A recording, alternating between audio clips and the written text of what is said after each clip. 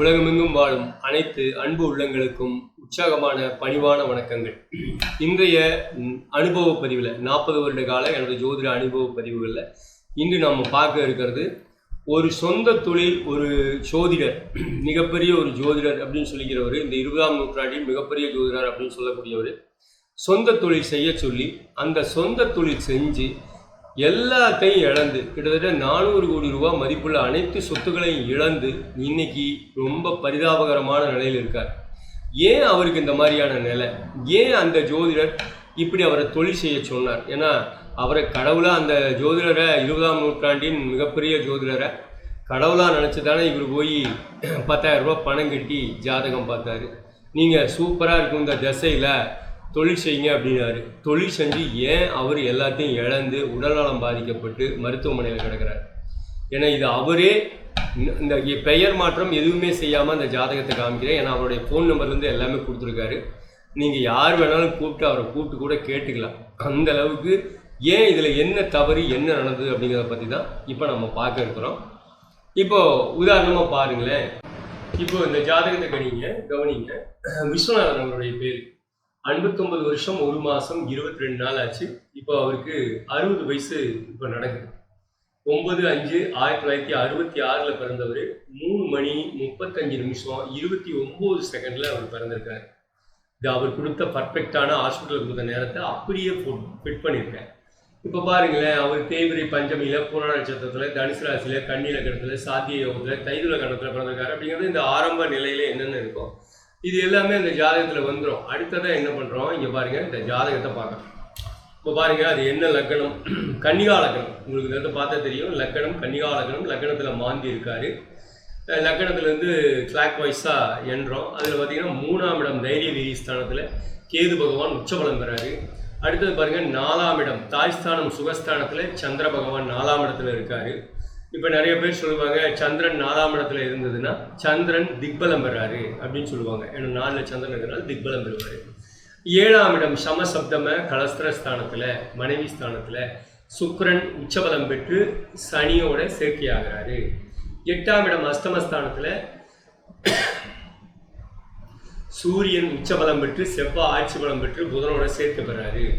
அடுத்தது 9ஆம் இடம் பாக்யஸ்தானத்தில் ராகு பகவான், ரிஷபத்தில் ராகு வந்து நீசம் பெறாரு. 10ஆம் இடம் ஜீவனகர்ம தொழில் ஸ்தானத்தில் குரு பகவான் 10ஆம் இடத்துல இருக்காரு அப்படின்னு சொல்லுவாங்க. இப்போ இந்த குரு பார்த்தீங்கன்னா என்ன பண்ணுறாரு, மொத்தம் 5 விதமான அவர் வந்து பார்க்கக்கூடிய 3 விதமாக பார்வைகள் பார்க்குறாரு. முதல்ல 5ஆம் பார்வை எங்கே பார்க்குறாரு? லக்கணத்துக்கு 2ஆம் இடம். 5ஆம் பார்வையாக லக்கணத்துக்கு 2ஆம் இடம் தனஸ்தானத்தை பார்க்குறாரு. அடுத்தது அவர் 7ஆம் பார்வையாக லக்கணத்துக்கு 4ஆம் இடம் சுகஸ்தானம் அப்படிங்கிற நிலபுலன் சொத்து சுகம் சார்ந்த இடத்தை பார்க்குறாரு. அதுவும் சந்திரனை பார்க்குறாரு.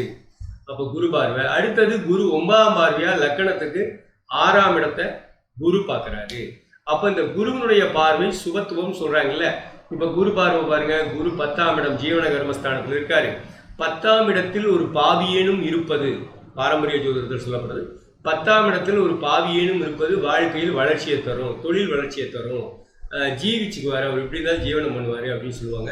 இப்போ 10ஆம் இடத்துல இருக்கக்கூடிய குரு பார்வை 2ஆம் இடத்துக்கும், அடுத்தது 4ஆம் இடத்துக்கும், அடுத்தது 6ஆம் இடத்துக்கும் 3 இடத்துக்கு விழுது. 3 இடம் சுபம், ரைட். இப்போ இதில் ஒன்று விஷயம் என்னன்னா, சந்திரன் வந்து குருவை பார்க்குறாரு.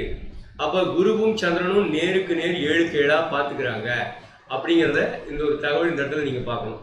சந்திரனும் குருவும் நேருக்கு நேராக 7க்கு 7ஆம் மாதிரியாக பார்த்துக்கிறாங்க.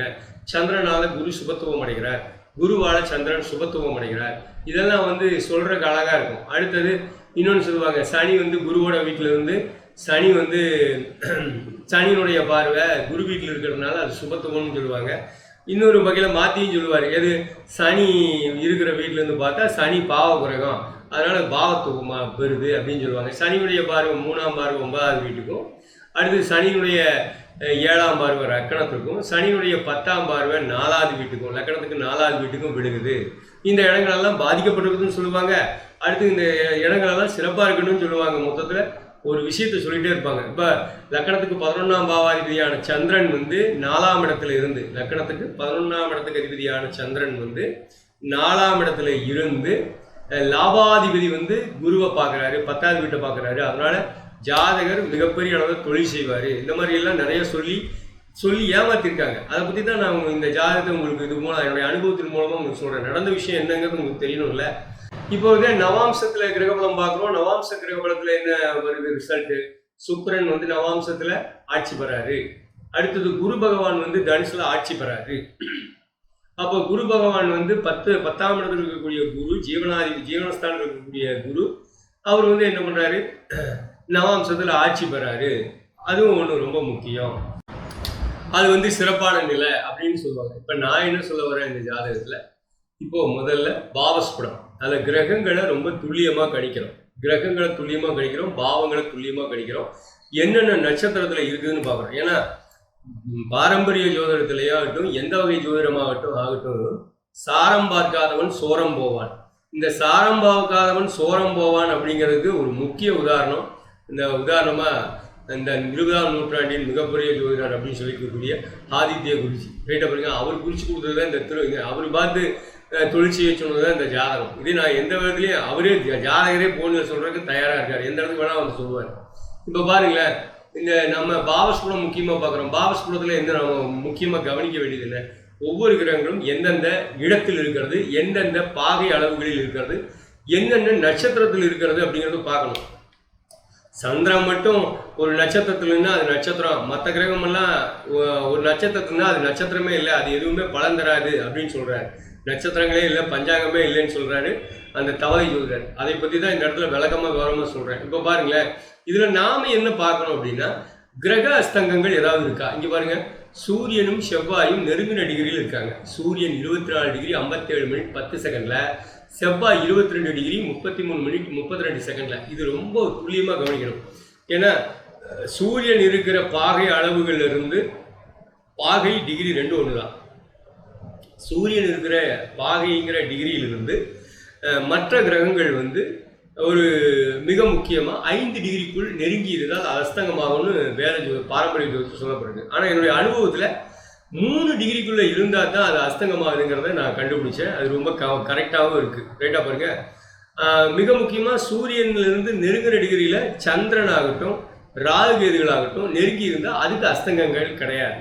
நிழல் கிரகங்களுக்கும் அஸ்தங்கங்கள் இல்லை, சந்திரனுக்கும் அஸ்தங்கம் இல்லை. இப்போ இதில் செவ்வாய் வந்து பாருங்க 22 டிகிரி இருக்கிறதுனால செவ்வாய் வந்து இந்த ஜாதகத்தில் அஸ்தங்கம் ஆயிட்டாரு, தன் பலத்தை இழந்திருக்கிறார் அப்படிங்கிறதா இந்த இடத்துல சொல்ல வேண்டிய விஷயம். அடுத்தது இந்த ஜாதகத்தை நம்ம என்ன பண்ணோம்னா பாவ தொடர்புகள். இப்போ உதாரணமாக சூரியன் என்ன டிகிரியில் இருக்கார்? 24 டிகிரி 17 மினிட் 10 செகண்ட்ல. இங்கே பாருங்க, இந்த இடத்துல காமிக்கிறேன். சூரியன் வந்து பரணி நட்சத்திரத்தில் இருக்காரு, மேசராசியில் கரெக்டாக அந்த 24 டிகிரியில் பரணி நட்சத்திரத்தில் 4ஆம் பாதத்தில் இருக்காரு. அந்த சூரியன் இருக்கிற ராசி அதிபதி செவ்வாய். சூரியன் இருக்கிற ராசி அதிபதி செவ்வாய். அது என்ன நட்சத்திரம்? சுக்கிரனுடைய நட்சத்திரமான பரணி 4ஆம் பாதம். அது என்ன உப நட்சத்திரத்தில் இருக்குது? புதனுடைய சப்ளால உப நட்சத்திரத்தில் இருக்குது. இது ரொம்ப ரொம்ப இம்பார்ட்டன்ட். இதை வந்து ஒரு இடத்தினுடைய அளவுகளை ரொம்ப துல்லியப்படுத்தி பார்க்கும்போது அந்த கிரகம் அந்த இடத்துல இருந்து என்ன செய்யுதுன்னு தெரியும். இந்த சூரியனை மையப்படுத்தி ஒவ்வொரு கிரகமும் என்னென்ன நட்சத்திரத்தில் இருக்குதுங்கிறத ரொம்ப தெரிஞ்சுக்கணும். உதாரணமாக குரு பகவான் பாருங்க எங்க இருக்காரு?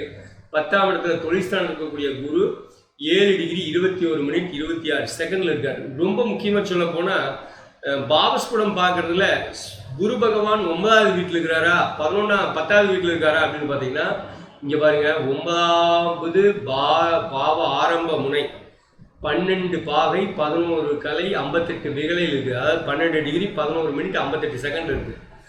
அதுலேருந்து ஆரம்பித்து எது வரைக்கும் இருக்குது பாருங்க. எது வரைக்கும் இருக்குதுன்னா 11 டிகிரி 18 மினிட் 49 செகண்ட் வரைக்கும் இருக்குது அந்த 9ஆம் பாவகம்.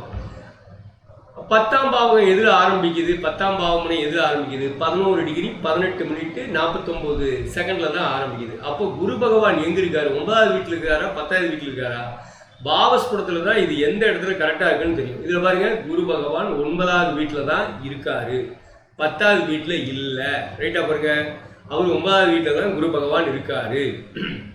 அந்த பாவகம் எந்த இடத்துல ஆரம்பிக்குது இதையெல்லாம் ஒன்றும் பார்க்காம 10வது வீட்டில் குரு இருக்காரு, உடனே இவர் பார்க்குறாரு, இவர் பார்க்குறாரு, அவர் பார்க்குறாருன்னு சொல்லிட்டு தொழில் செய்ய சொல்லி அவர் என்ன ஆனார்னு பாருங்க நீங்க.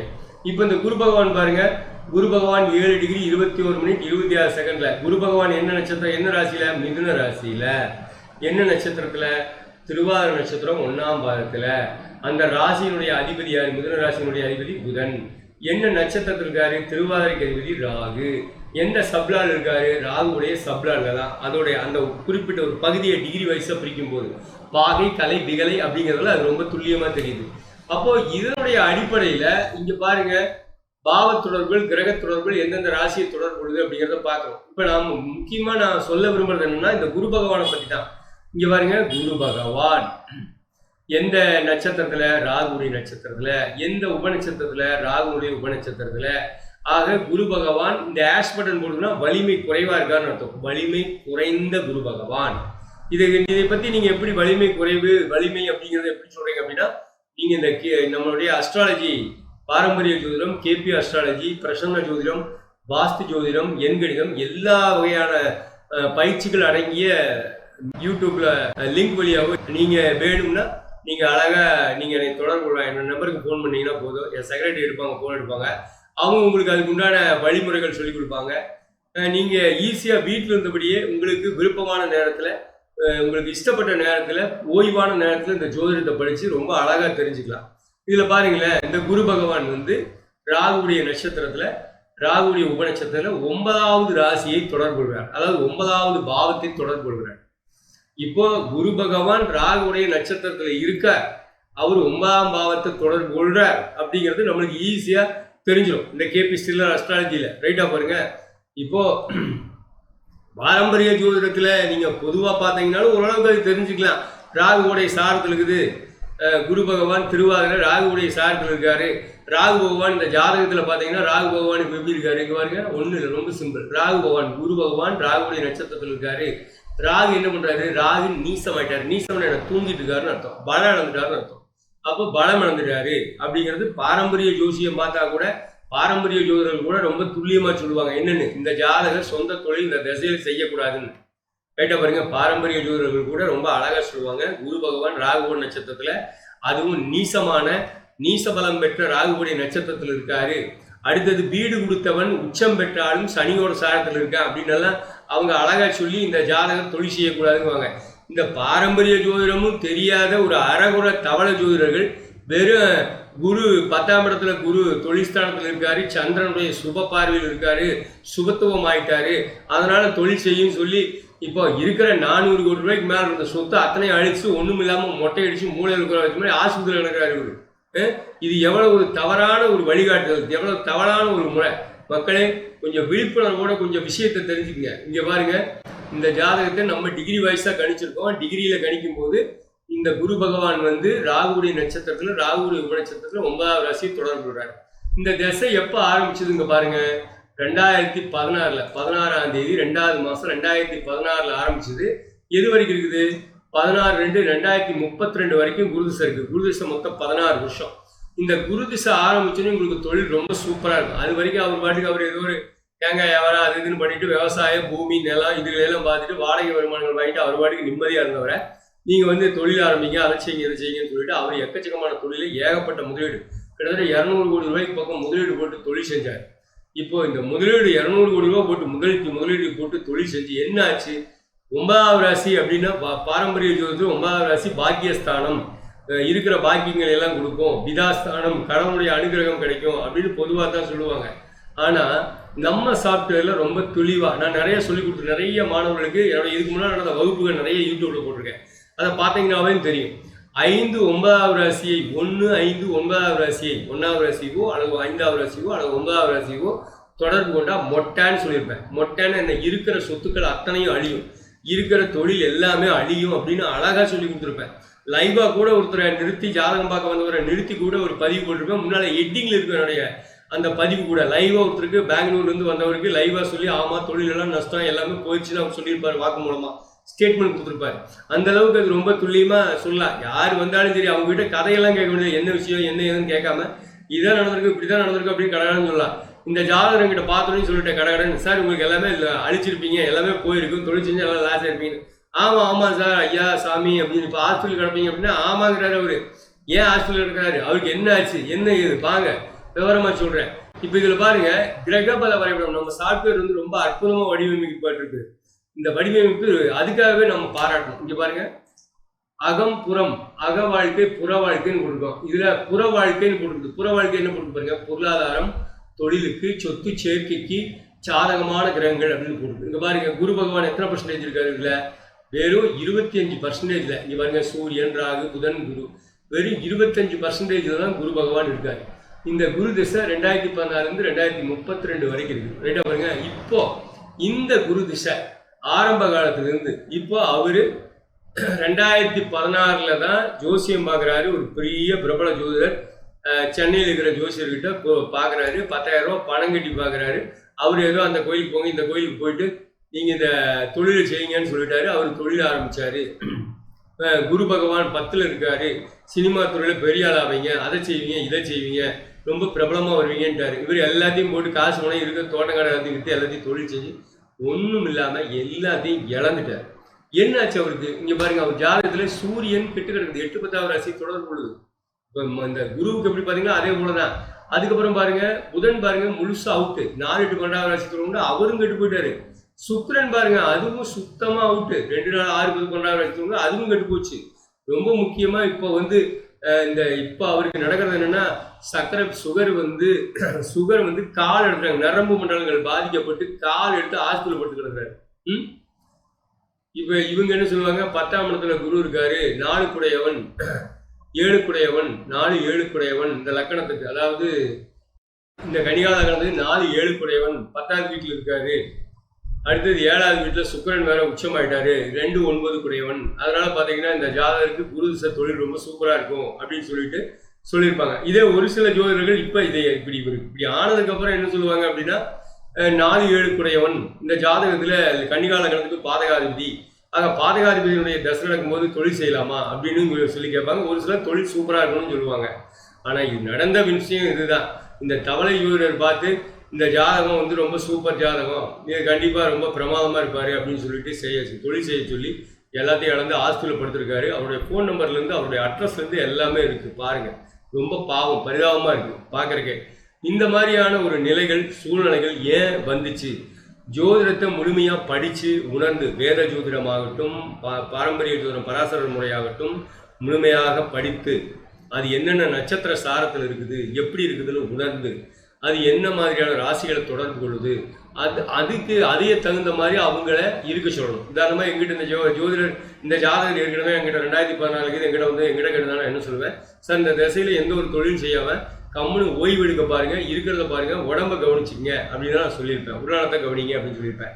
சுக்கரன் கெட்டு கிடக்கிறாரு. சுக்கரன் கெட்டு கிடந்தா சுகர் ரொம்ப ஈஸியாக நம்ம ஜோதிட முறைகளில் என்னுடைய மாணவர்கள் 1000 பேர் அத்தனை பேரும் ரொம்ப துல்லியமாக சொல்லுவாங்க. சுக்கரன் கெட்டு கிடந்தா சுகர் சார், இந்த தசையில் அவர் எல்லாத்தையும் இழந்திருப்பார் சார், மொட்டை அடித்து மூளையில் உட்கார வச்சிருக்கோம் சார், ரொம்ப சிரமப்படுவார் சார் அப்படின்னு ரொம்ப ஈஸியாக சொல்லிடுவாங்க.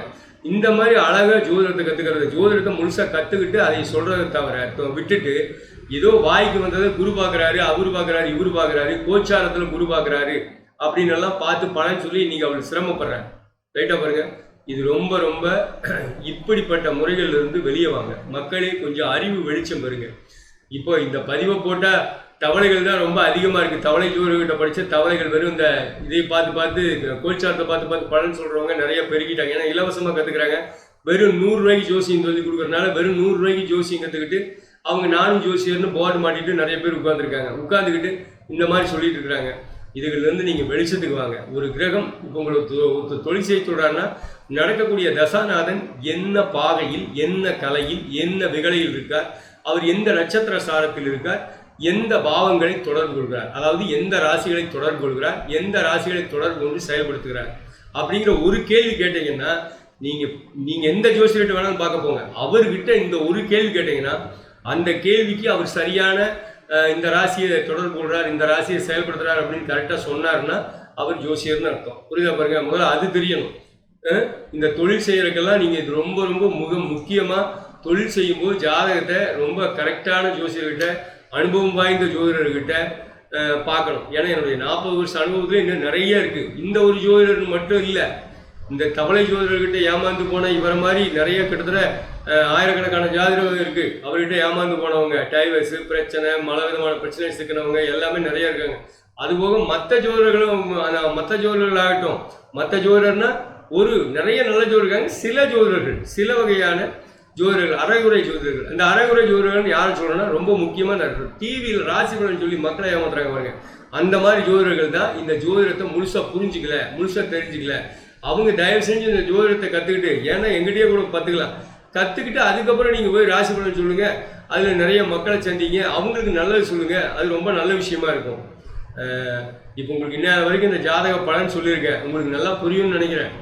இந்த நடக்கிறது இந்த குரு திசை சுக்கிரபுத்தி நடந்திருக்கு. இப்போ இதில் பார்த்தீங்கன்னாவே தெரியும், குரு திசை 2014 ஆரம்பிச்சு குரு திசை சுக்கிரபுத்தி 2023 2026 வரைக்கும். இந்த 29/12/2023 அவருக்கு உடம்பு சரியில்லாமல் போச்சு. உடம்பு சரியில்லாமல் போய் கால் எடுத்துட்டாங்க, இருக்கிற சொத்தெல்லாம் இழந்துட்டாரு. கால் எடுத்து இப்போ தற்சமயம் இன்னைக்கு டேட் என்ன, இன்னைக்கு 1/7/2025. இப்போ நான் பதிவு பண்ணுற டேட் வந்து 1/7/2025. இன்னைக்கு ஹாஸ்பிட்டலில் தான் இருக்காரு. ரைட்டாக பாருங்க, இதே சென்னையில் ஹாஸ்பிட்டல் இருக்கார். அவருடைய ஃபோன் நம்பர்லேருந்து எல்லாமே இருக்குது. யார் என்ன கேட்டாலும் தர தயார். அவர் எந்த இடத்துக்கு வேணாலும் வந்து பேசவும் சொல்லவும் கூட தயார். அந்த மாதிரி இருக்குது. உண்மையை உணருங்க. ஒரு அனுபவமே மிகச்சிறந்த ஆசான். ஒரு அனுபவம் ஜோதிடத்தை முழுமையாக முறையாக முதல்ல பயிற்சி எடுக்கணும். பாரம்பரிய ஜோதிடத்தை முறையாக பயிற்சி எடுக்க குறைந்தது 5 வருட காலமாவது ஆகும். ரைட்டாக பாருங்க. அதுக்கப்புறமா அந்த பாரம்பரிய ஜோதிடத்தை, இன்னைக்கு கொஞ்சம் டெக்னாலஜி வளர்ந்ததுனால பாரம்பரிய ஜோதிடத்தை சர்வசாதாரணமாக ஒரு 6 மாதத்துல கூட கற்றுக்குறாங்க. அடுத்தது கேபி அஸ்ட்ராலஜி வந்து சர்வசாதாரணமாக ஒரு 3-4 மாதத்துல கூட கற்றுக்கலாம். மொத்தத்தில் எல்லா வகையான ஜோதிடங்களையும் ஈஸியாக நானே கற்றுக் கொடுக்குறேன். நீங்கள் பென்ட்ரைவ் வாங்கியோ அல்லது கூகுளில் வந்து யூடியூப்பில் லிங்க் வழியாகவோ ஈஸியாக படிச்சுக்கலாம். ஈஸியாக படிச்சுக்கிட்டு அனுபவத்தின் மூலமாக நிறைய தெரிஞ்சுக்கிட்டு அதுக்கப்புறம் ஜோதிட பலன் பாருங்கள், பலன் சொல்லுங்கள். வரக்கூடிய அடுத்த தலைமுறை சந்ததியை வந்து காப்பாற்றுங்க.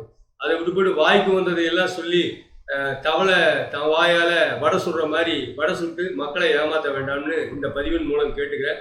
அடுத்ததா இதில் பார்த்தீங்கன்னா ஒவ்வொரு சூரியன் கிரகம் போட்டு சூரியன், சந்திரன், செவ்வாய், புதன், குரு, சுக்கிரன், சனி, ராகு, கேது அப்படின்னு வரிசையாக கிரகங்கள் இருக்கும்.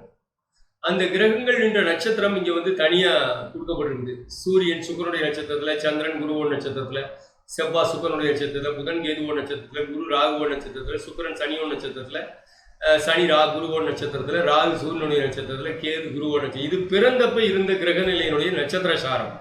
ஒவ்வொரு கிரகமும் என்னென்ன நட்சத்திர சாரத்தில் இருக்குது, என்னென்ன உப நட்சத்திர சாரத்தில் இருக்குது, அதன் மூலமா எந்தெந்த பாவங்களை தொடர்பு கொள்வது, அதாவது எந்தெந்த ராசிகளை தொடர்பு கொள்ளுங்கிறதா இந்த தொடர்புகள் அப்படின்னு சொல்லிட்டு தனியாக கொடுக்குது. இது வந்து நம்பர்ஸ் அப்படின்னு சொல்லி கொடுக்குறேன். அது நம்பர்ஸ் இல்லை, அதாவது அந்த ராசிகளை குறிப்பிடுறதுக்காக நாம எளிமையாக புரிந்து கொள்ளக்கூடிய வகையில தான் அது நம்பராக கொடுக்குது. உதாரணமா சூரியன் வந்து 8-10வது ராசியை தொடர்பு கொள்றார் அப்படின்னா லக்கணத்துக்கு 8-10வது ராசியை தொடர்பு கொள்றார் அப்படின்னு அர்த்தம். உதாரணமா லக்கணத்துக்கு 8-10வது ராசியை தொடர்பு கொள்றாருன்னா நீங்க இப்படி தெரிஞ்சுக்கலாம்.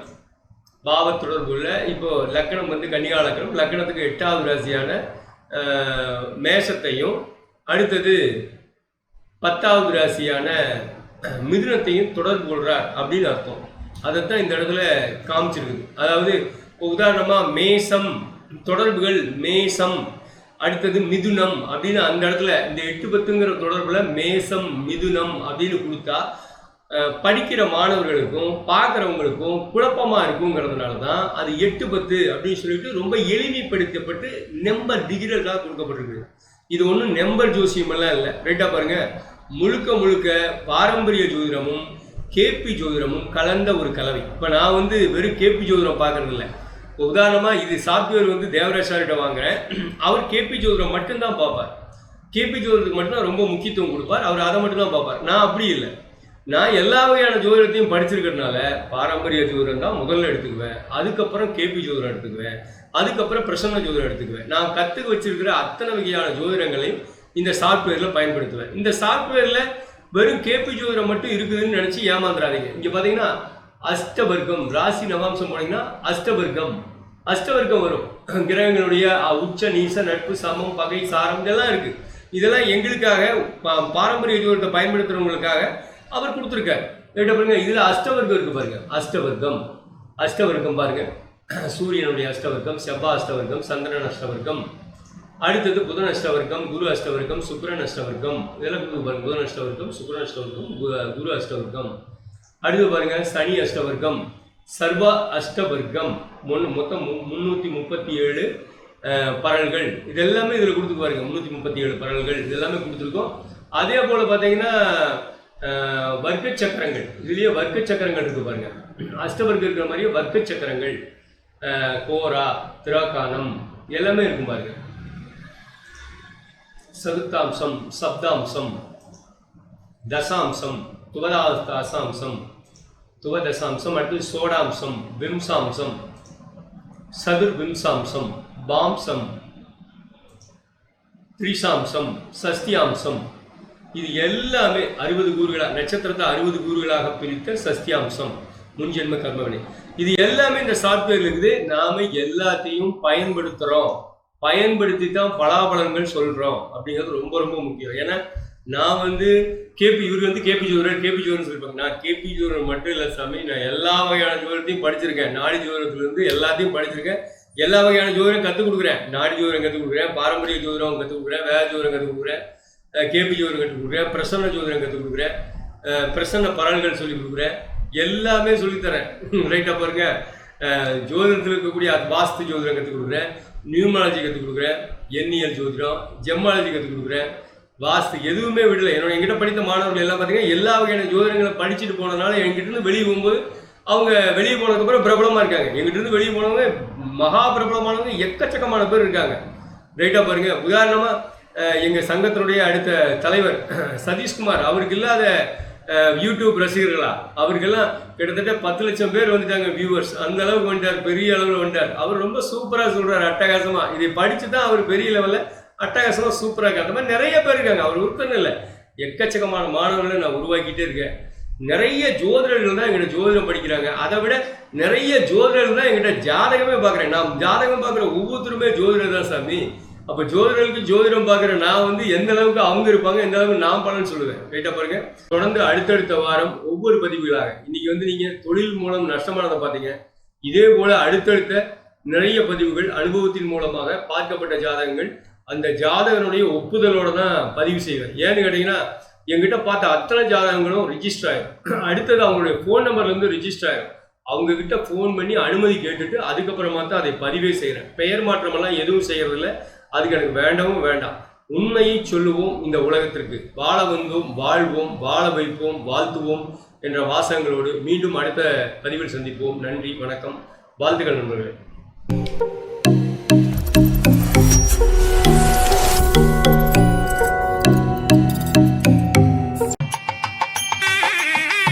ஜோதிட பலன்கள் கூறும் பயிற்சி வகுப்புகள் நீங்கள் வீட்டிலிருந்தபடியே மிக எளிய முறையில் கேபி ஜோதிடம் துல்லியமாக கற்றுக்கொண்டு பலன்கள் கூறும் வகையில் நேரடி வகுப்புகளின் தொகுப்புகள் அடங்கிய பென்டிரைவை பெற அணுகவும்.